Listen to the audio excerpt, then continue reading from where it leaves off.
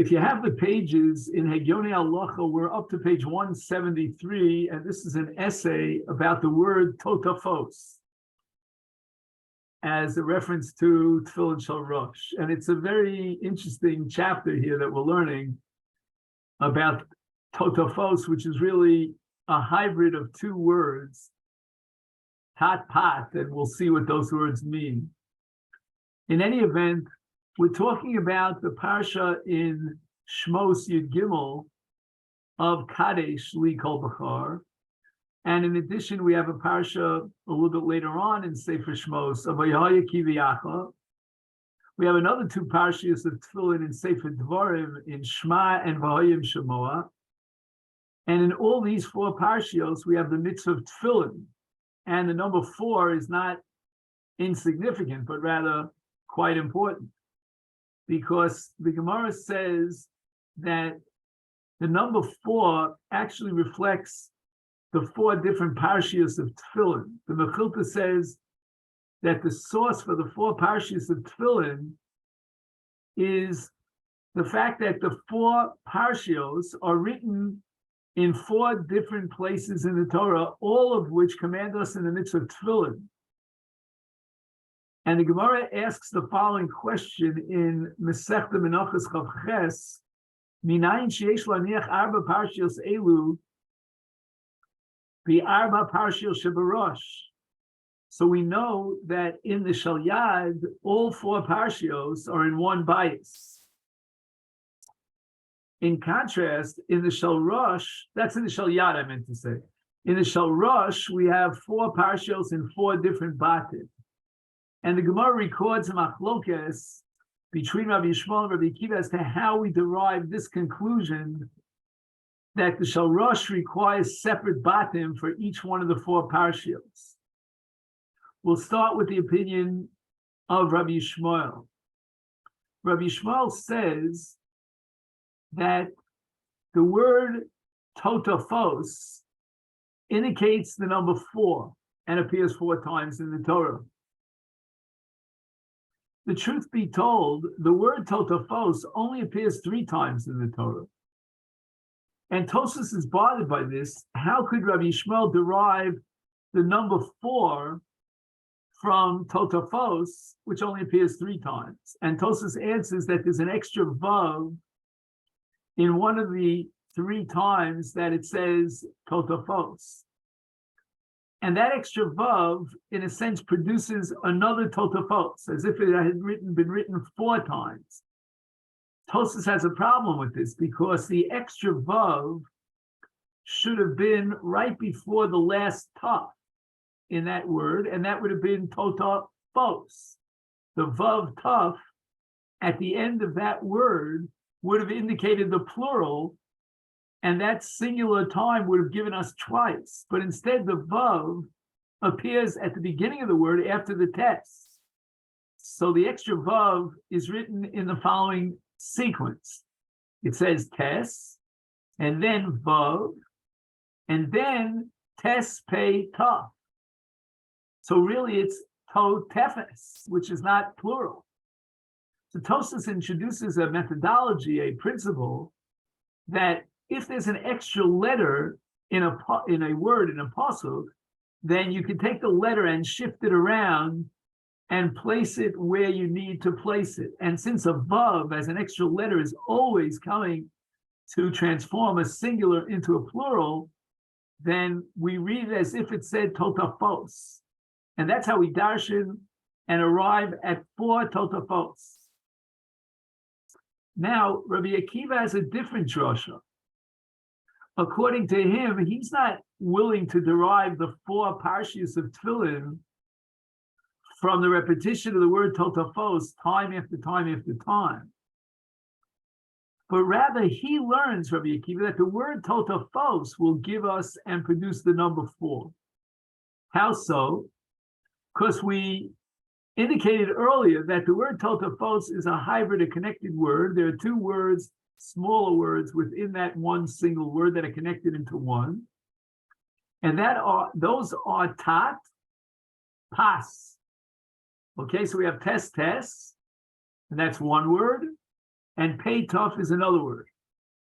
And here's where Rabbi Akiva sort of flexes his own muscle and his singular knowledge of all the languages on the face of the earth. And in this case, he tells us that the number 2 in 2 different countries that are spread apart from one end of the world to the other, and that is Africa and Hatfi. And in both these countries, the number 2 is indicated by either, in the case of Katvi, Tat, or in the case of Afriki, Pat. So we have 2 plus 2. That adds up to 4. So it's as if it had said 4 something or other, Beinenecha, Totafos Beinenecha. And those are the 4 batim, each containing a different parsha of the Tefillin Shel Rosh. So Vayula Totafos Beinenecha, according to Rabbi Akiva, means that you have to have all told 4 batim, each housing another one of the 4 parshas of Tefillin in the Tefillin Shel Rosh. Now, of course, the obvious question here is, why did the Torah need to add 2 plus 2? Why not just use the number 4? And the more profound question, which we're going to try to understand today, is why does the Torah tell me about the number 4, the 4 parshas of Tefillin in foreign languages? Wouldn't Lashon Kodesh be a more appropriate way to teach us about the 4 parshas of Tefillin? And to start the ball rolling, we're going to start with one of the commentaries on the Medrash, and that's the Eitz Yosef, who has a commentary on many different midrash. We're going to focus in his commentary on the Medrash Tanchuma. And he writes in the name of Rav Mordechai Yaffa. Rav Mordechai Yaffa might be known as the Baal HaLavush, who lived 5 centuries ago.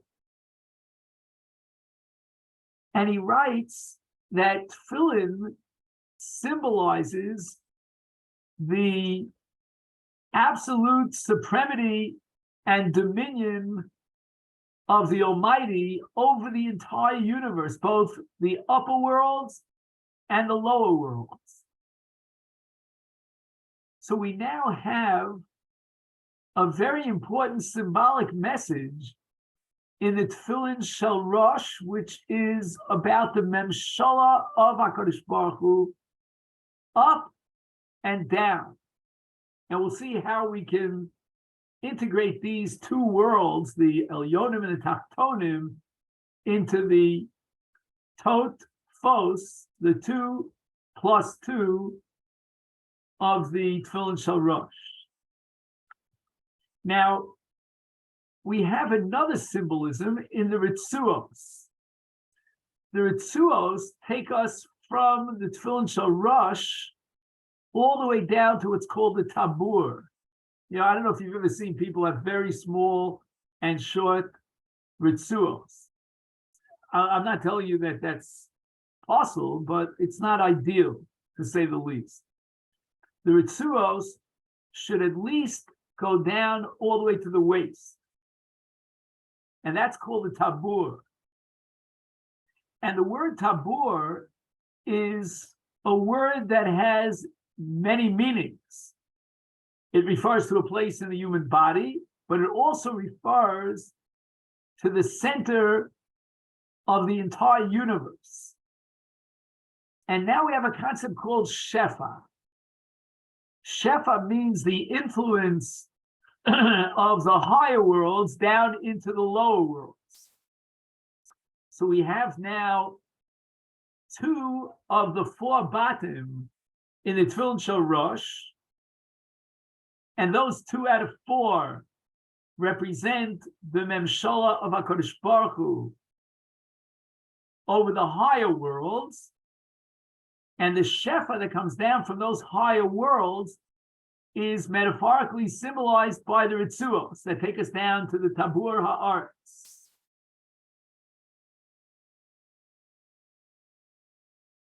Now, we begin to open up a certain window through which we could get a glimpse and perhaps an answer to that question about these two countries, the language of these two countries as far as the number 2 is concerned. In the case of Katfi is Tat, in the case of Afriki is Pat. These two countries represent the furthest points on the globe, from one side of the world to the other. So when we talk about the Memshala of HaKadosh Baruch Hu, we talk about the two Batim in the Shalrosh that represent the Olamos HaElyonim and the Shefa in the Ritzuos that comes down from those higher worlds where God has absolute dominion. And the other two Batim represent two countries on two extreme parts of the globe, and that represents God's dominion over the Tachtonim, over the lower worlds, the worlds that we know of. Now, here we have to introduce a very, very famous statement about Tefillin Shel Rosh in the Gemara Menachos Chofes, in the Gemara Lamed Hey. V'ro, a pasuk in Dvarim Perek Vav, v'ro kol ami haaretz ki shem Hashem nikra lecha v'yiru mimeka. And Rabbi Elazar Gadol says, Elu Tefillin Shel Rosh. So when the Goyim see the Tefillin Shel Rosh, they are in a state of reverence, of awe over our Tefillin Shel Rosh. And Rashi explains on this medrash, Shem Hashem Nikra Olecha, because if you look on the outside of the Tefillin Shel Rosh, you will see both a Shin and a Dalit. And that represents most of the gods named Shakai. Now, why is it that Totafos is a word that's made up of languages from the Umos HaOlam? And the answer is because the Shel Rosh is meant to project a certain element of reverence and fear to the Umos HaOlam. So the Umos HaOlam have a certain relationship to the Tefillin Shel Rosh. And v'ro kol ami haaretz ki shem Hashem nikra lecha. So we have the Shem Hashem on the Shel Rosh. We have the two pairs of batim made up of two batim. All told 4 batim in the Tefillin Shel Rosh, representing all the nations of the world, min hakotze el hakotze.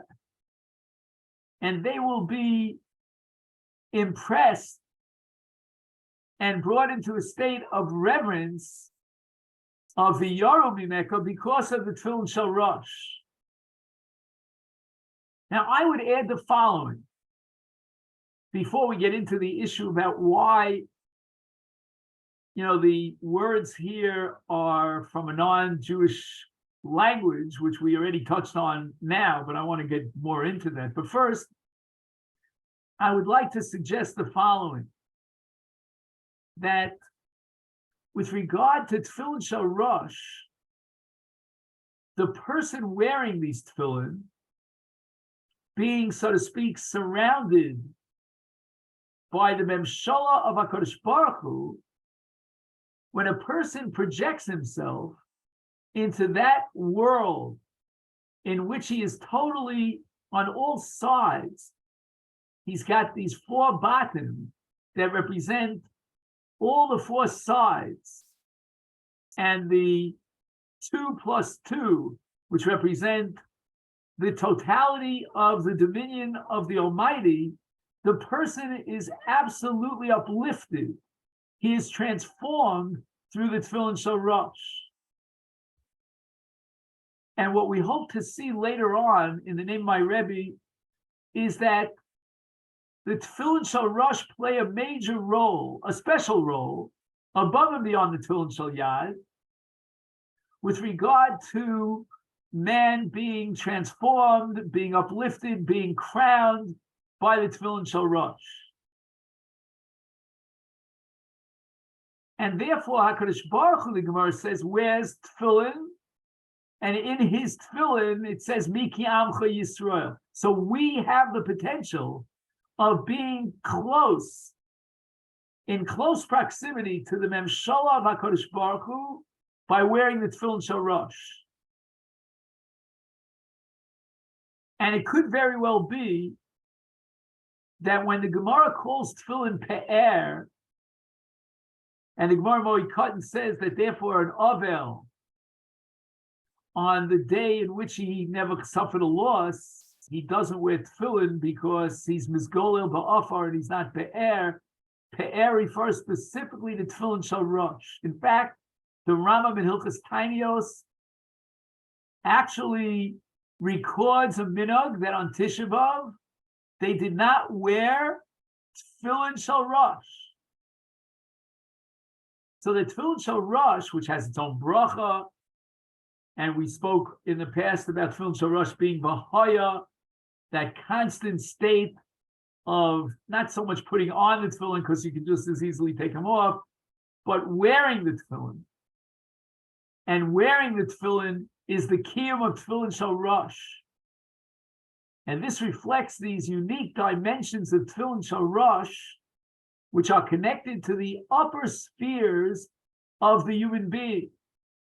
The neshama is in the seichel, is in the rosh, and that's where we want to connect directly to the Memshala of HaKadosh Baruch Hu, and that's through the tefillin Shel Rosh. The goyim, again, I'm not going to tell you every guy on the face of the earth feels this way, but the goyim who are sensitive to spirituality, who have a sensitive neshama, will realize that the Jewish nation has something that separates it and marks it as a unique nation amongst all the nations of the world. There aren't 71 nations in the world, there's 1 plus 70. And that one has the tefillin Shel Rosh. And that's Shem Hashem Nikra Alecha. The Shem of Hashem is here in the tefillin Shel Rosh. And Chazal speak about wearing tefillin birosh, not ala rosh, but birosh. The tefillin somehow are inside the brain.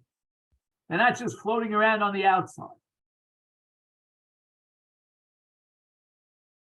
And now to get to that question about why totafos is a word used for the Halacha holy tefillin that comes from 2 different languages that are not Lashon Kodesh. The Taz, who is most famous for his work on the Shulchan Aruch, wrote an important work as a commentary on Rashi al Torah, and it's called Divrei David. And he says the following.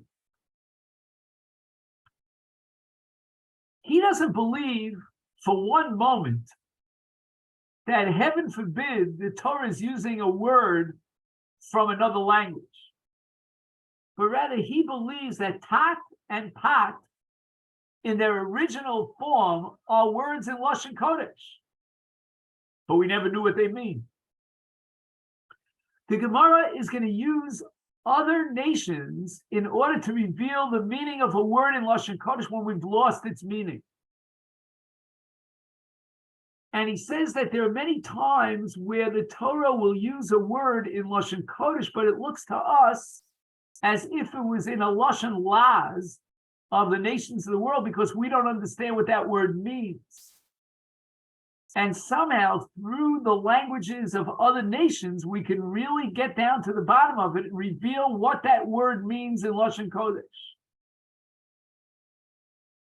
Now, you may know that Rav Shavel, Zichron Livracha, was a good buddy of my father's. He wrote extensive notes on the Ramban al Torah, on Rabbeinu Bechaye. But what I never knew was that he wrote notes on the Darchei David, on the Divrei David. And he writes that in Rashi there's a klal gadol, and in that klal gadol, which Rashi uses, pat bekatvi shtayim, pat be'afriki shtayim, al yalel datcha shatorah kospa elu al lashonos she'enam lashon kodesh elohachi perushon. Rashi tells us in a number of places that when God created the world, he used Lashon Kodesh exclusively. However, at the time of Dar Haflaga, when God confused and mixed up the languages, many words in Lashon Kodesh fell into the hands of other nations. And Rashi will therefore use the languages of other nations to prove what a word in Lashon Kodesh means. Because we may have lost the meaning of those words, but they were mishtalshel and mishtabesh in other languages, and therefore those languages will teach us the meaning of the word. Kishenifredu ba'avonam daraflogan iskalkel al-lashon ispardu l'shivim umos u'l'shivim lashon. So we grabbed on and held tightly to Lashon Kodesh, but many of these words got lost. And through the generations, the descendants of the Jewish people lost their understanding of many words. But nishar mimena, from those words, ktsas b'pio umos. And therefore, when it says tak b'katvi shtayim, tak b'afriki shtayim, or for example, the Gemara says in Masechta Rosh Hashanah that the word Yovla is referring to a dichra, and that we learn from Arvia. Chalila shenilmad mitzvoseinu akdoshos milashonos hagoyim, but rather hu lashon hakodesh nishar biyadam v'hoisa kabbalah biyad chachmi Yisrael ki also lashon u'lashon kodesh. And this leads us to the formulation of the Malbim in his Chidushim on Masechta Megillah. I don't have to tell you I'm a gigantic fan of the Malbim. And he writes, Nifla madua shtamshu b'lashonos nochrim b'limudeim. How could it be that the Chachamim derived conclusions from the words of other languages, and that's all over the place? Ubiyoser nifla, the Gemara Menachos, that the word totafos is made up of tak b'katvi shtayim and tak b'afriki shtayim. But ha'emes, the truth is that me'es dar hafloga bilbel hakadosh baruch hu l'shonos v'nisrabu ha'lashonos v'nisharu milos. There's certain words from our forefathers in Lashon Kodesh that were Ma'urav, got mixed up in their languages, and we forgot the meaning of those words in Lashon Kodesh. And therefore, if we have these cases where we don't know what the word means in Lashon Kodesh, we can look and check out these words in other languages, and we can discover what they mean in Lashon Kodesh. And if you take a look on page 176, the Gemara tells us that Mikra Shekosvo Targum, or Targum Shekosvo Mikra, that means if you took a pasuk in Chumash and you wrote it in Lashon Kodesh when it was written in Lashon Targum, we'll soon see the example of that from Gal Sadusa, or if you took a word in Lashon Kodesh in the Mikra and you translate it to Targum, Rashi says, Yigar Sadusa, which he should have written in Aramaic. That's how it's written in Lashon Targum in the Torah, but he wrote it Gal Eid. And Rashi says that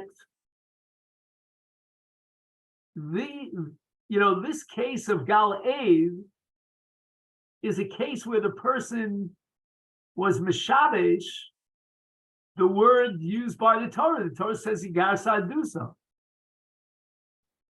And that could possibly say for Torah. But we all want to know why Rashi had to stretch his arm out to the case of Yigar Sadusa. Why didn't Rashi mention the case of Totafos?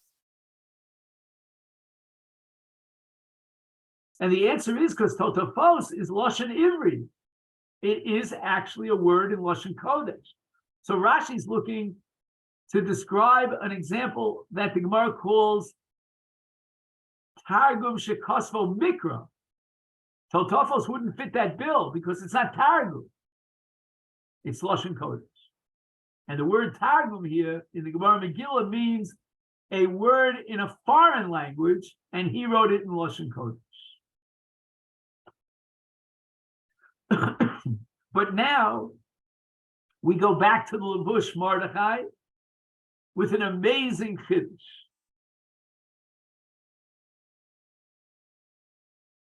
Now, in order to appreciate this chiddush, we'll say a few words about Ibn Gviro, who was a great liturgist, writing poetry and liturgy. And we don't always understand his liturgy. But there was like a Kabbalah amongst the generations that the piyut authored by Ibn Gviro, Reb Shlomo Ibn Gviro, should be understood. It's Torah. But very often it's almost impossible to understand what he means. I mean, another example of that would be Rabbi Elazar Kalir. And here's an example of that. He has a piyut for Kriyat Shema. And apparently there was a minhag to recite this piyut. It was quite popular. And in this piyut, he weaves together some of the halachas of Kriyat Shema. He opens up with the following statement: Shtei pa'amim, twice a day, mekimim, bechol yom, al hamonenu. In other words, the masses of the Jewish people stand up, so to speak, not literally, but liyached sur, to be miyached Hashem, that's Hashem Echad, belev atzur bigayon l'shonenu. Again, the poetry is very profound. B'kari Shema Yisrael Hashem Elokeinu. Okay, so we understand that he's telling us that twice a day, Hamonei Yisrael will recite and declare the Tzur, the great creator, and be miyached him in our life. But then he goes on and he says the following: Din nishma, we will derive a din, Toras Shema, Bechol Lashon, Lihismalel. Lismalel comes from the word speaking or enunciating.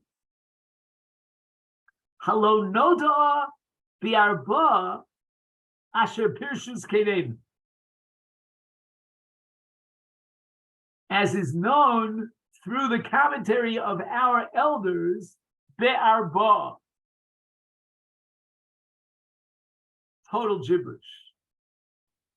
Many generations later, the Chida, his name was Azulai, one of the great thinkers in the Sephardic world, prolific writer, says that I think I understand what he means by Arba Asher Pirshus Keinenu, and what din he's deriving from that. He says the following. I don't know how he knows this, but the Maral Prague went to sleep and had a dream. That's appropriate for Parshas Vayetze, right? And it was revealed to the Maral Prague in a dream that what the Python, Ibn Gvirol, is referring to here in the word Shema when he says din nishma Toras Shma,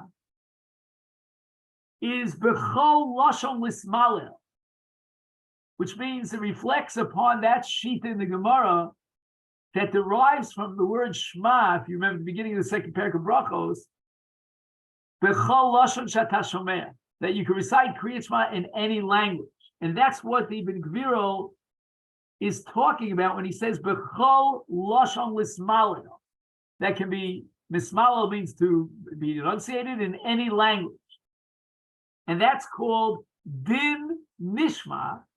We're deriving a din about Torah's Shema, about the Torah, meaning the laws of Shema, that b'chol lashon lismalel, and that's going to be the meaning of the word Shema.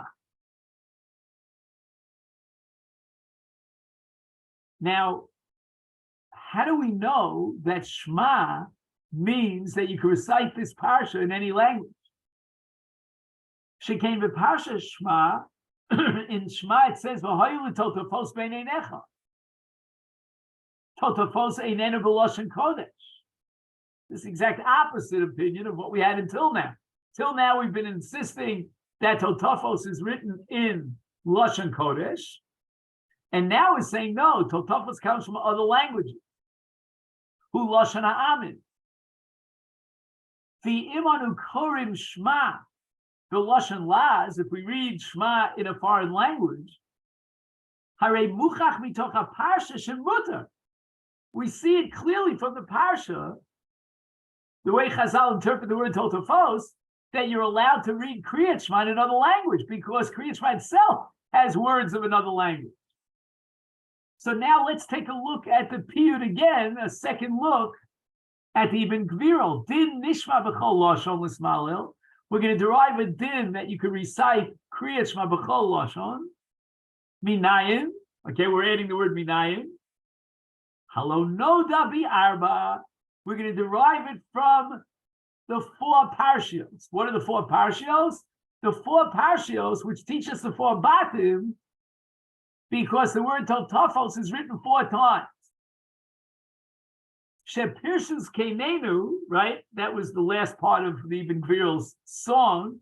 Pirshus Keinenu. Shemashma'a, that the meaning of the word arba in these 4 parshios is lashon laz. Tat, pat. Pat b'kitvi, shtayim b'afriki. So since the Torah used the word totafos, which is a lashon laz in Kriyat Shema, muchach shekriyat Shema b'chol lashon lispalin. Unbelievable. Very, very impressive. And now, my friends, we're up to a new essay that we want to study, starting on page 178, about the brachos on Tefillin. Amar Abaye Berova, the Gemara records in Menachos Lamed Vav that lo sach, if he wasn't mafsik between Tefillin Shel Rosh, between Tefillin Shel Yad and Tefillin Shel Rosh, mevarech bracha achas. And if you translate that literally, the way Rashi understood it, the way the Rambam understood it, the way the Rif before the Rambam understood it, you only need one bracha on Tefillin.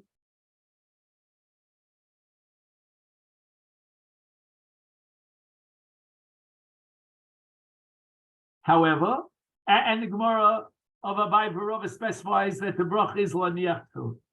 Sach, if between the Tefillin Shel Yad and Tefillin Shel Rosh he starts speaking, mevarich shtei brachos. Then he has to add a second bracha. Comes along Rabbeinu Tam and the Rosh, and they say the following: that a person should be mevarich 2 brachos, one on Tefillin Shel Yad and one on Tefillin Shel Rosh. And before you put on the Tefillin Shel Rosh, Shel Yad, you recite Laniach Tefillin, and then before you're ready to put on the Tefillin Shel Rosh, you recite Al Mitzvah Tefillin. So what did Abai V'Rava mean when they said that Sach mevarich shtei brachos? Only because he had a sicha between the two, shal yad and shal rosh, then he adds a second bracha. Says Rabbeinu Tam that if he was mafsik after the tefillin shal yad, then on the tefillin shal rosh he will recite two brachos, meaning that the first bracha that he recited laniach is chal on both tefillin shal yad and shal rosh, and we have many examples of that. A person can make one bracha and shech many animals, but once there's a sicha, he needs a new bracha. So the Rabbeinu Tam and the Rosh interpret that in addition to the unique bracha for tefillin shal rosh, you have another additional bracha in event that you were sach, and now you recite both laniach and al mitzvah tefillin on the tefillin shel rosh because you were sach. In contrast, Rashi, the Ram, and the Rif understand that you recite only one bracha for both. Laniach tefillin covers both. It's only in a case of hefsek sicha, then you recite a bracha on the tefillin shel rosh, namely al mitzvah tefillin. But as a general rule, you will not recite al mitzvah tefillin on the shel rosh, and it's sufficient that you recited one bracha that covers you for both shel yad and shel rosh. That's laniach tefillin. Again, if you were mafsik in between, like the case I gave you before, he shechted 10 animals and then he was mafsik, he has to recite another bracha al shchita to continue his shchita. Here too, if he was mafsik and he hasn't yet put on his tefillin shel rosh, then he's got to make a bracha on the tefillin shel rosh. And here we have a kasha from the Mordechai. The Mordechai was one of the Rishonim of Chachmei Ashkenaz. Would Abai Rava be addressing the case of a poshea, of someone who talks between tefillin shel yad, tefillin shel rosh? I mean, the Gemara says that, if when the Kohen Mashuach Mulchama would get up and scare the living daylights out of the people, he would say that anyone who was sach between tefillin shel rosh and tefillin shel yad should go back miorche. He should be chosen miorche milchama. Is that what the Gemara is talking about? A poshea?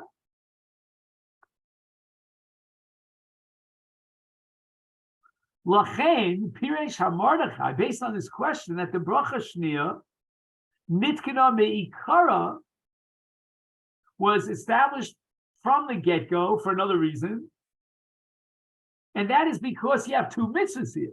There's one mitzvah called shel yad, another that's called shel rosh. Eino ma'at v'zuetzu. If you have a shel yad, you'll wear the shel yad and fulfill that mitzvah. If you have a shel rosh and you don't have a shel yad, you'll put on the tefillin shel rosh. And therefore, if it's two mitzvahs that are ma'akvos zuetzu, it's not like the 4 tzitzios on 4 cards where you need all 4. Each one is an independent mitzvah, therefore generates its own bracha. And Chazal were masaking a separate bracha for the tefillin shel rosh under all circumstances, and that's because it's a separate mitzvah, an independent mitzvah called tefillin shel rosh, and that's the bracha of al mitzvah tefillin. However, in the case of Sach Beineihem, then they made a takana, she'yivarches habracha azu shebevarchem einiach shel rosh b'lchut.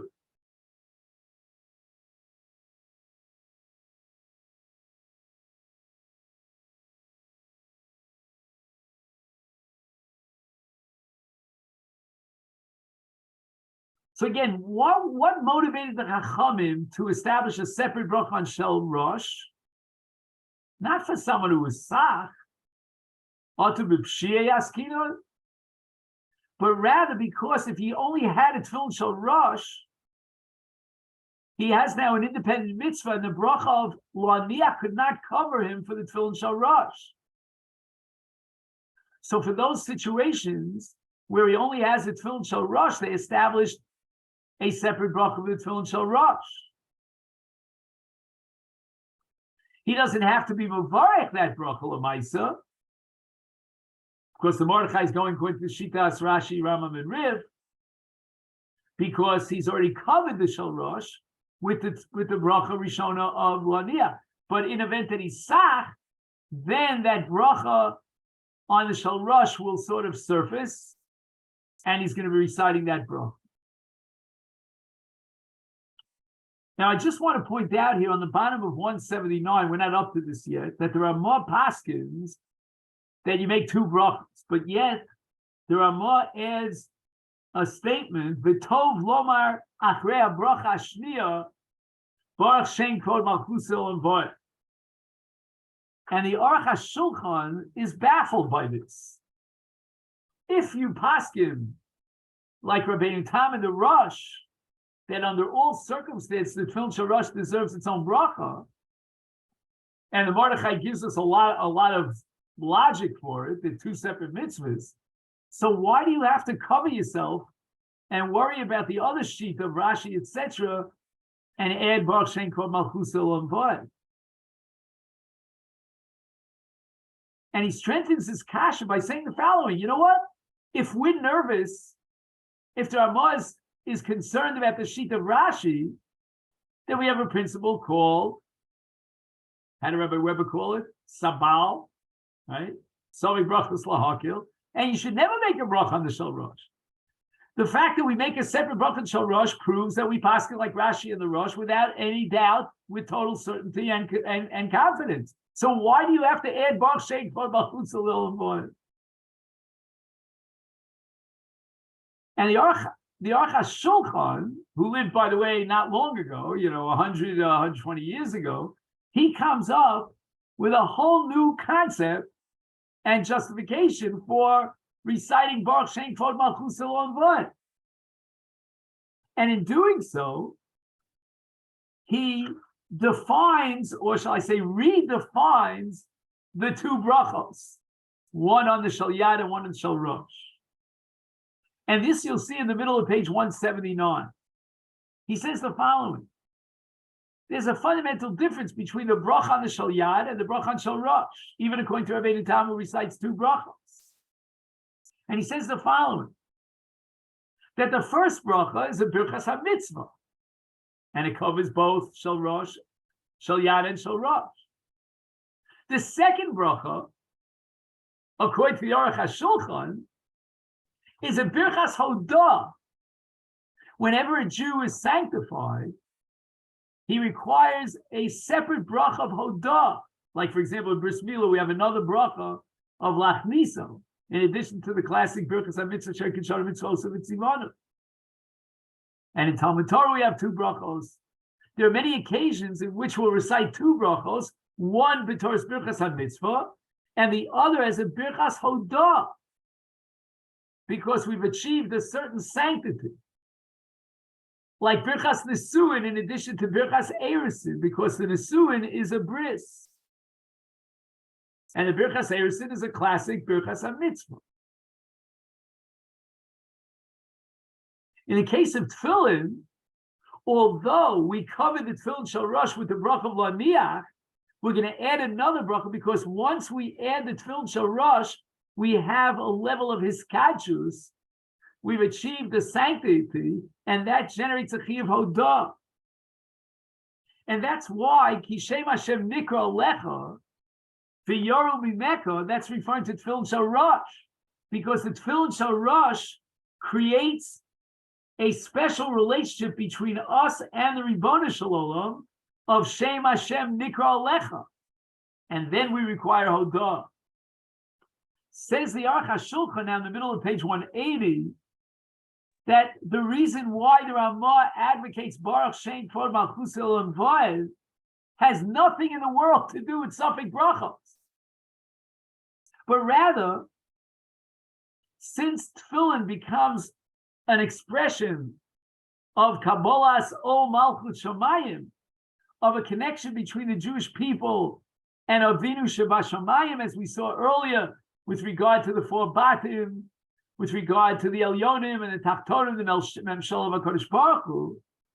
Therefore, the words Shema Yisrael Hashem Elokeinu Hashem Echad in Tefillin take on a very new meaning, and they require us to add the words Baruch Shem Kod Malchuso following Shema Yisrael Hashem Elokeinu Hashem Echad. Because if you remember in Parshas Vayechi, Chazal tell us that after Yaakov said the word Shema Yisrael, then the Shvatim responded with a robust response. So when we're reciting a brach of Shvach and Hodaya al mitzvah tefillin after wearing the tefillin shel Rosh, in which we are declaring Hashem, you are one in the Elyonim and the Tachtonim, and we are wearing that on our head, and we are being sanctified and uplifted with this special kedusha of being ma'utar b'tefillin with the tefillin shel Rosh, and now we recite a Hodah, which is equivalent to Shema Yisrael Hashem Elokeinu Hashem Echad. Could you imagine? This sheds a whole new light on what kavanah a person should have when he recites the second bracha on Tefillin Shel Rosh, and a new meaning to the additional phrase of Baruch Shem Kvod Malchus Olam. Wow, this is beginner afofba. I mean, every time I look at these essays, I see new chidushim, and I have to admit, as Katoyni Mazki, I've been wearing tefillin for a good couple of years. Yeah, Bobby? According to that, when you only put on the tefillin shel Rosh, shouldn't you make both brachos? Again, you covered the bracha of Laniach when you recite it before the tefillin shel Yad. You're talking about a case of Sach? Only or Sach, or if you only had a tefillin shel Rosh. Yeah, because again, all that you have to achieve. Oh, you're not talking about Baruch Shem. You're talking about the bracha itself. One second. Yeah. In other words, what you're saying is that how could that bracha become a hodah when I need it for the mitzvah itself? Maybe we shouldn't formulate the Aruch HaShulchan in such an extreme way. I think what he's saying is that there are two elements to the bracha al mitzvah tefillin for tefillin shel Rosh. Certainly, Asher Kidshanim Mitzvosov, it's a Birchas HaMitzvah, and it's a mitzvah to wear tefillin shel Rosh. And in addition, it also has an element of Hodah. And that element of Hodah would emerge even in a case where he doesn't have tefillin shel Yad, or even in a case where the bracha on Laniach was not chal on the tefillin shel Rosh. Nevertheless, the bracha of Al mitzvah tefillin on the tefillin shel Rosh contains within it an element of Hodah. Now, the Gaon Vilna has a Tosefta, which he claims will completely smash the pshat of the Rosh and Rabbeinu Tam. This is on page 179. Hamafresh truma mevarech al afroshes truma. Hamafresh maser sheni o maser oni mevarech al echad bifnei atzma. So every hafroshes maser requires its own bracha. He's mafresh maser oni, requires a bracha. Mafresh maser sheni requires a bracha. And what that means is that if he had two separate hafrashos, each one requires its own bracha. But misha mafresh truma umaisros bevas achas. So let's say, for example, he has his trua. First, he takes off maser sheni, and then, well, I guess he's talking about maser rishon, and then he takes off maser oni on the third and sixth year. Or let's say on the first and second and fourth and fifth year, he takes off maser rishon and maser sheni. Then he makes only one bracha. But sach beineim mevarech al kol hafrosha bracha b'fnei atzma. So we see clearly that even though there are different mitzvahs over here, there's a mitzvah maser rishon, maser sheni, maser oni, yet he can cover all of them with one bracha. It's only the case of sach. That's when the Tosefta requires a second bracha. Hare, what do we prove, says the Gaon, from this Tosefta? Sheyachol levarech bracha achas afilu al kama mitzvos. Even though these mitzvos are chalukos peineim, the ein shem echad lehem.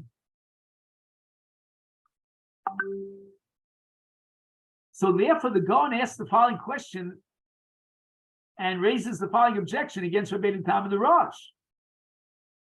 Why do they require a separate bracha on the Shel Rosh? He already made a bracha on Tefillin. On the Shel Yad, that bracha should be sufficient for the Shel Rosh.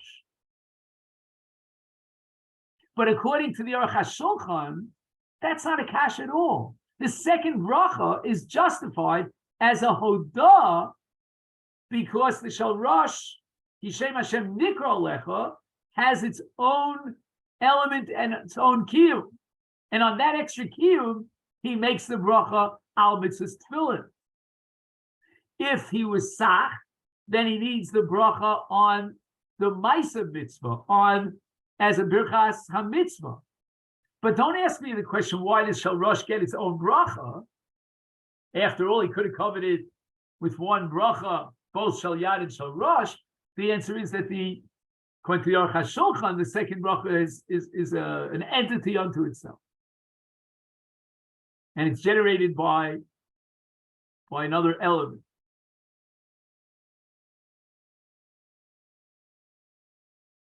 And I just want to comment that this Tosefta bothers me a lot.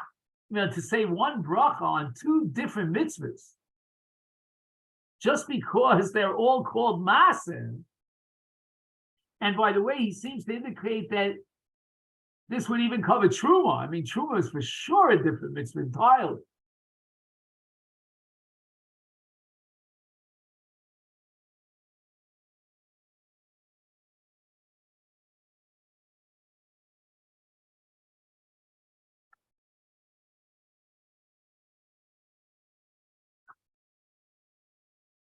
And now on the bottom of page 180, he makes a comment in the name of the Mogen Avram in a different kind of view, a different approach, that the Baruch Shem Kvod Malchuso is Safek Brachos. And the Mishnah Berurah says, why? Why should we require Baruch Shem Kvod Malchuso if we pass like Rabbeinu Tam and the Rosh? He says, "L'ravcha de milsa, lahotzi atzmeinu mikol pikpuk."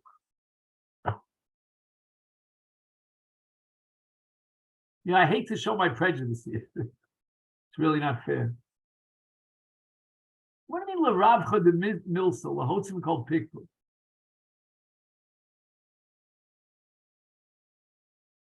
If we pass like Rashi and like Rabbeinu Tam and the Rosh, so sein gesund and stark.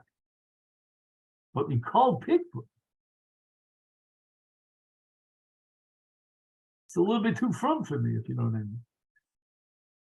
You have to be so pious that you're worried about, some sort of a pikpuk. It's like a brisker chumrah, and it's written and codified by the Ramah. But the only other alternative I have is the Aruch HaShulchan. Of course, the Mishnah Berurah wants to warn us, make sure you don't say Baruch Shem Kvod Malchuso and Vod until you finish putting on the Tefillin Shel Rosh, because otherwise there'll be a hefsek between the bracha. Some people automatically, as soon as they say the bracha on the Shel Rosh, they add Baruch Shem Kvod Malchuso. The Mishnah Berurah warns you against that, because you don't want to have a hefsek between the bracha and the hanocha and putting on the Tefillin Shel Rosh. It's very nice that after you put on the Tefillin Shel Rosh, then you can recite Baruch Shem Kvod Malchuso. Although I don't know exactly how that removes you from all pikpuk, but somehow the Baruch Shem Kvod Malchuso attaches itself to the bracha, even though in the middle you put on the Tefillin Shel Rosh.